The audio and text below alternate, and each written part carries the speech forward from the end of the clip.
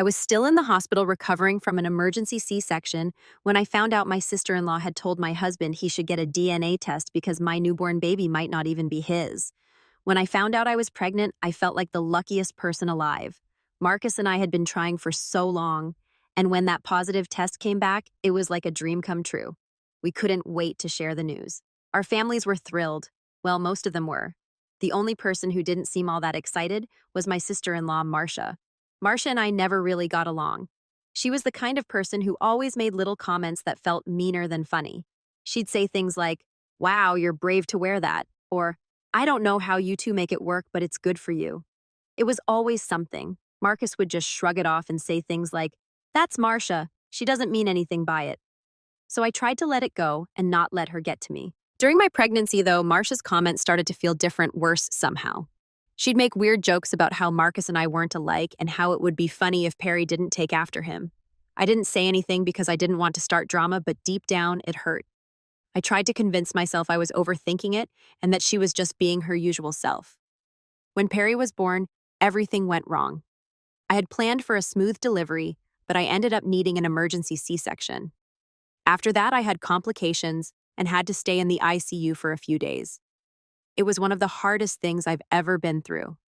I felt so weak and scared, worrying about whether I'd be okay for Perry and Marcus. While I was in the hospital recovering, Marcus told me something that turned my world upside down. He said Marca had told him he should get a DNA test for Perry. She brought it up while I was still in surgery. Apparently, she said something like, "You never know these days. It's better to check and be sure." Marcus said he told her to stop and that he trusted me completely. He didn't even think twice about it, but he felt I should know what she said. I couldn't believe it. I was lying in a hospital bed, barely able to sit up, and Marca was out there suggesting that Perry might not even be Marcus's child. I felt humiliated and hurt. There was no reason for her to say that. I had never done anything to make anyone question my faithfulness. It felt like Marca was trying to tear me down when I was already at my lowest. When I asked Marcus why he didn't shut her down harder or refused to entertain her nonsense, he said he didn't want to make a scene. He thought just brushing it off would make her stop. He didn't get how serious this was to me. Knowing that Marca had said such a horrible thing while I was fighting for my life made me feel betrayed, not just by her, but a little by Marcus too. After we brought Perry home, I tried to move past it, but I couldn't. Marsha kept coming around because she visited my in-laws Luis and David a lot. Every time I saw her, it was like a fresh wound reopening. I kept thinking about her laughing to herself, maybe even telling other people that Marcus needed to check if Perry was really his. I felt sick every time I imagined her holding my baby or pretending to care about us. What made it worse was when Marca found out I was upset. Instead of apologizing, she made a joke out of it. She started telling people I was being hormonal and overreacting. She called me a B-word behind my back and said I needed to lighten up. She acted like her DNA comment was no big deal, like I was the one blowing it out of proportion. I heard all of this from family members who thought I should know what Marca was saying about me. Every word felt like another slap in the face. Marsha didn't just say something hurtful, she doubled down on it. She painted herself as the victim, like I was the one picking on her. Even at family gatherings, she wouldn't stop. She'd make these little comments like, "Wow, Perry's so cute, but she doesn't really look like Marcus, does she?" Then she'd laugh like it was the funniest thing in the world. I knew she was doing it on purpose to push my buttons, and it worked. I couldn't hide how angry I was. I started avoiding family events just so I wouldn't have to see her. Marcus tried to talk to her, but it didn't make much of a difference. He told her to stop bringing up the DNA test and to quit making jokes about Perry's looks. But Marca didn't care. She just kept saying I was overreacting and that she didn't mean anything by it. It was like nothing I felt mattered to her. I couldn't understand how someone could be so cruel. I had just gone through a traumatic birth, and instead of supporting me, Marca tried to tear me down. And when I got upset, she made fun of me for it. It felt like no one fully understood how much it hurt. Even Marcus, who tried to defend me, didn't seem to grasp how deeply it affected me. Marca turned the whole family into a minefield for me. Anytime there was a get-together, I had to worry about whether she'd be there and what new comments she'd make. Even when she wasn't around, I'd think about what she might be saying about me behind my back. It was exhausting. Luan and David didn't get involved much and made me feel even more isolated. Luan told Marca to drop it once, but it didn't feel like enough. I wanted someone to tell Marca that what she did was wrong, that she crossed a line. Instead, it felt like everyone was just brushing it off. The whole thing changed how I saw Marca. I never liked her much, but now I couldn't even be in the same room as her without feeling angry. I didn't want her anywhere near me or Perry. It wasn't just a DNA comment, it was how she refused to apologize or take responsibility for what she did. She acted like I was the problem, not her. Today, Marka called me out of the blue. I hadn't spoken to her in a long time, and honestly, I wasn't expecting to ever hear from her again. After everything she'd done, we weren't exactly on good terms. But this call wasn't like the others from the past. She sounded different, sad, even desperate. She started talking about what had been going on in her life. Marsha had just had a baby, but things had gone completely wrong for her. Her husband, Zach, left her shortly after the baby was born. She explained that Zach had doubts about whether the baby was his. At first, I thought she was exaggerating, but then she admitted that Zach went ahead and got a DNA test done. The test proved the baby wasn't his. Hearing her admit that felt like something out of a movie. This was the same woman who had once told my husband to test our baby because you can never be too sure. She planted doubt into my husband's mind, making my life harder when I was already at my lowest point. And now karma had come around and hit her harder than I could have ever imagined. After the test results came back, Zach didn't stick around to argue. He packed his bags and left her.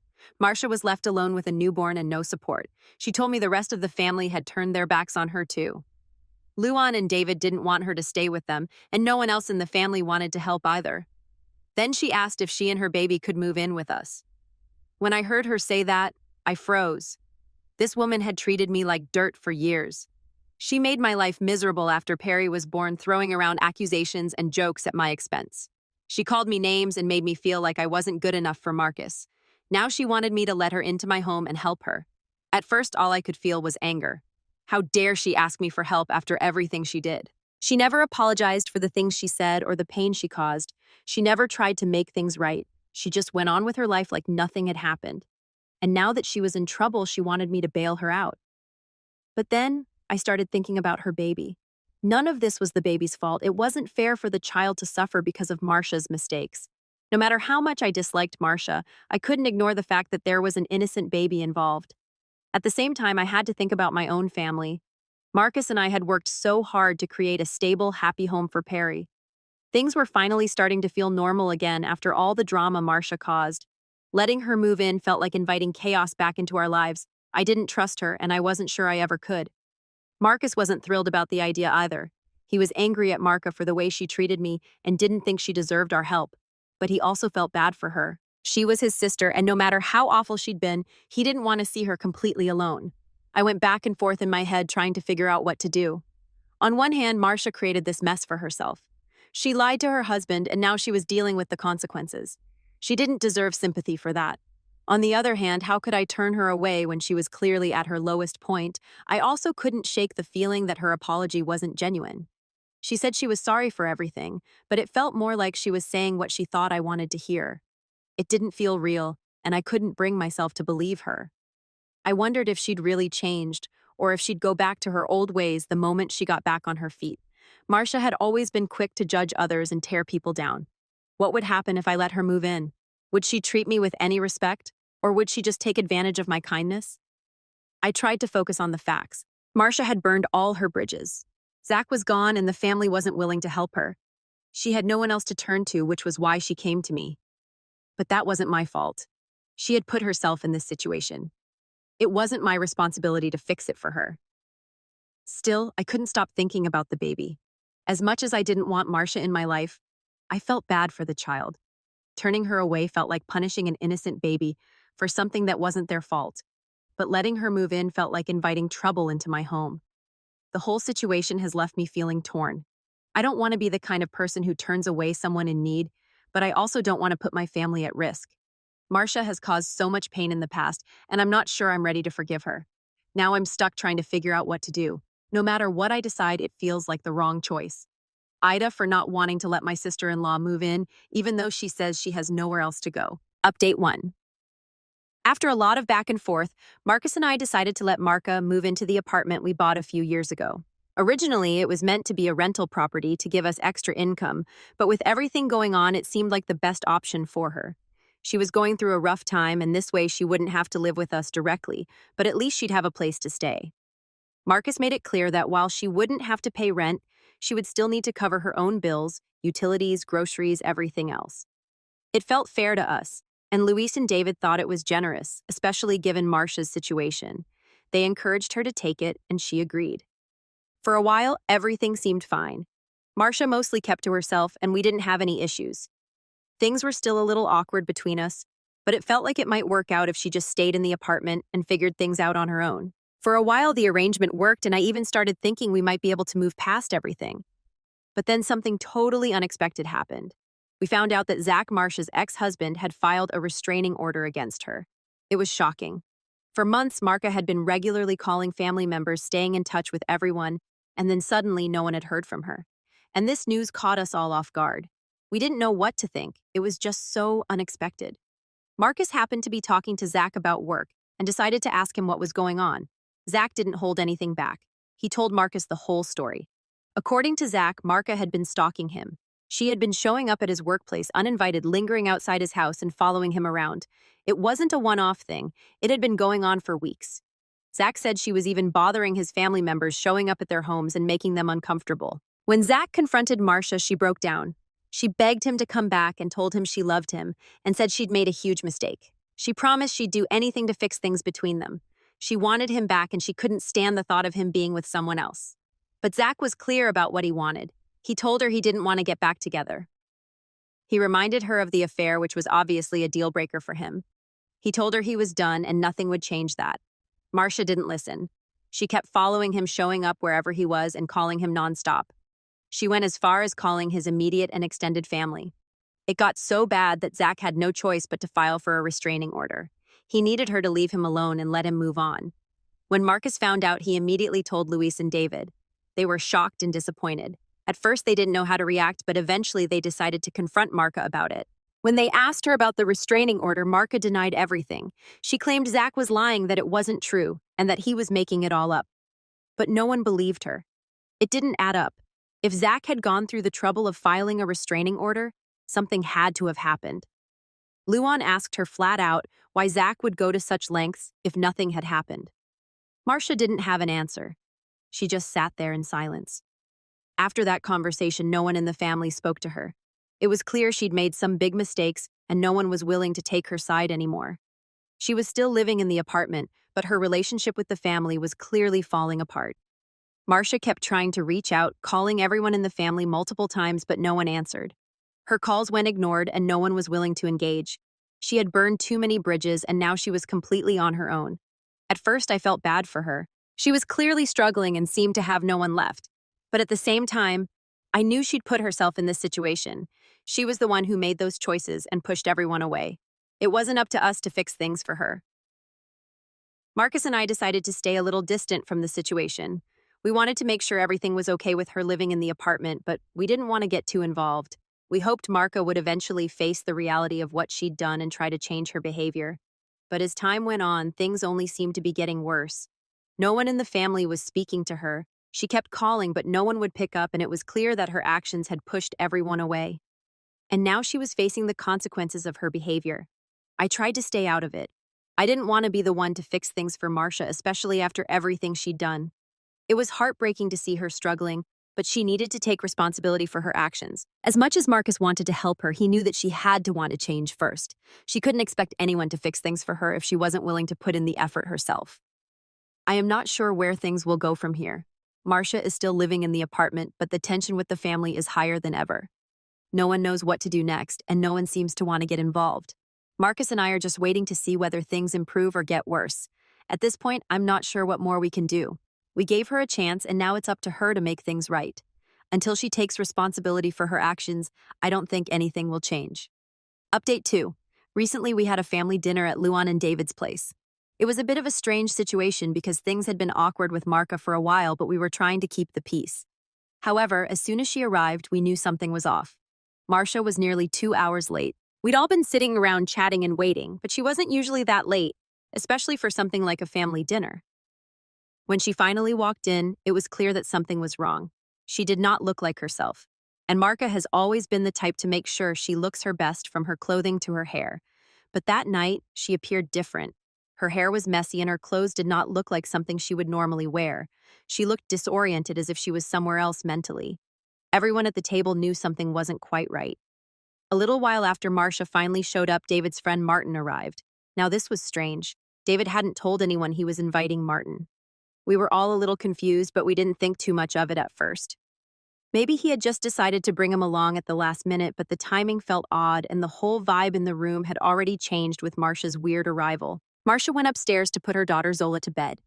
A few minutes later, she came down, and that's when things got even weirder. She walked straight over to Martin, kissed him on the lips, and introduced him to everyone. It felt like the air got sucked out of the room. We were all sitting there staring at them. Marsha acting like nothing was wrong, and the way she casually introduced Martin made everything feel so strange. She told us, "Of course you guys know him as Dad's friend, but what you don't know is that he's also Zola's daddy." Everyone froze. We didn't know what to say. David looked completely shocked, and so did everyone else. Marsha just stood there completely casual, like this was normal. The tension in the room was so thick you could cut it with a knife. David was the first to speak, but honestly, he looked like he was about to lose it. He was so angry I thought he might actually punch Martin. Marcus had to jump in and stop him from doing anything. David asked Martin a million questions, trying to figure out what was going on and how long this had been happening and why he hadn't told anyone. Martin seemed pretty calm about the whole thing. He didn't seem to be worried about the shock he just caused.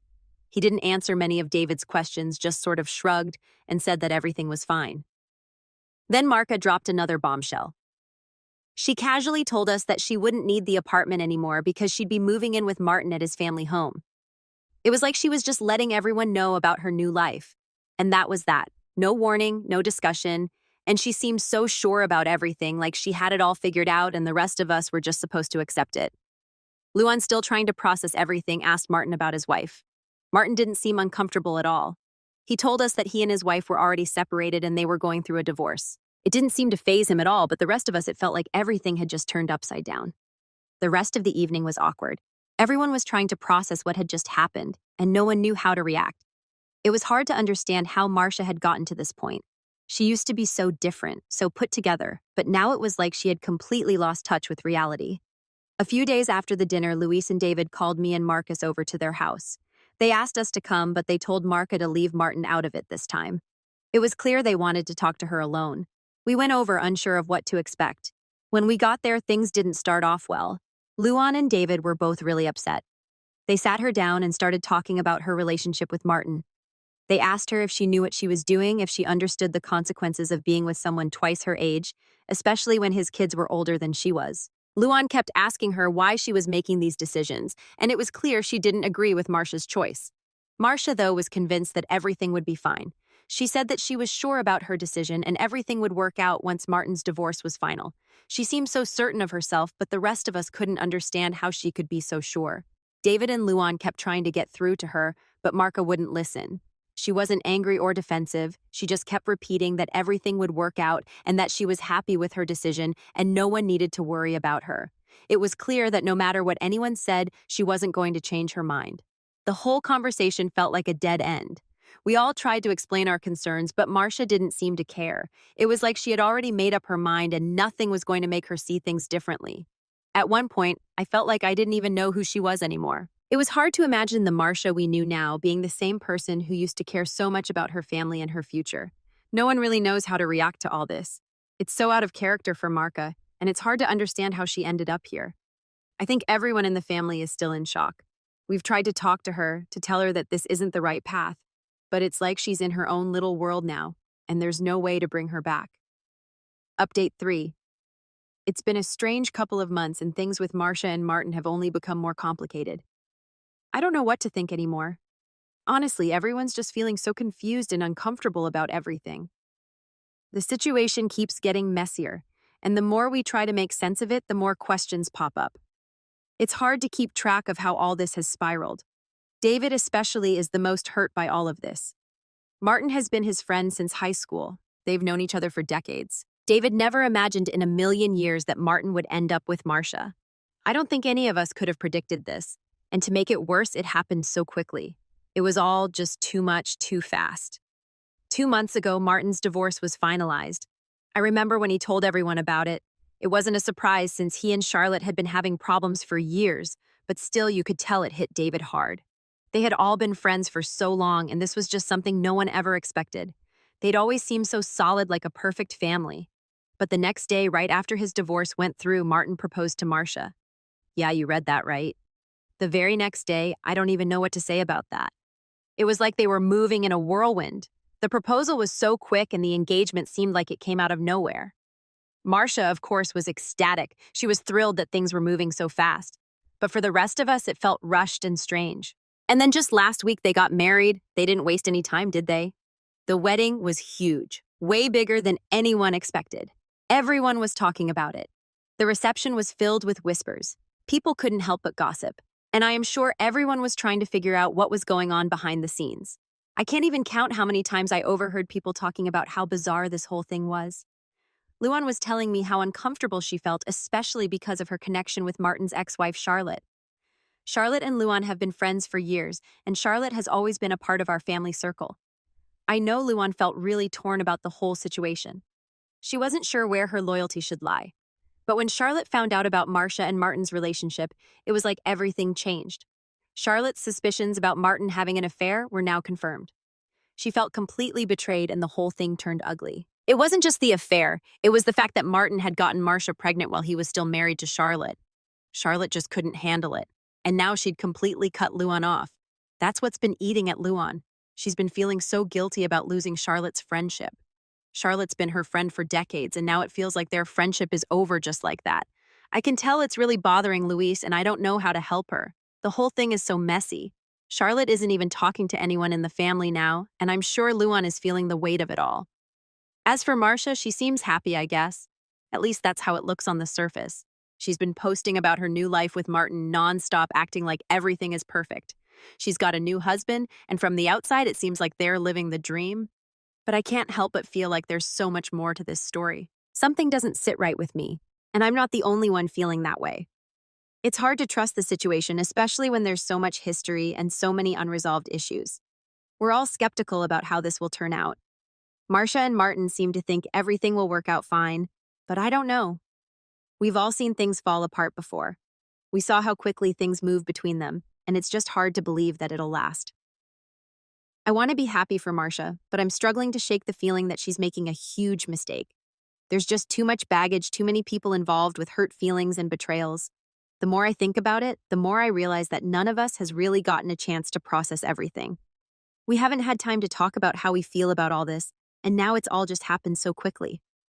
The wedding, the divorce, the way Marsha jumped into this relationship. It's like everything's been happening in fast forward and we're all left in the dust trying to catch up.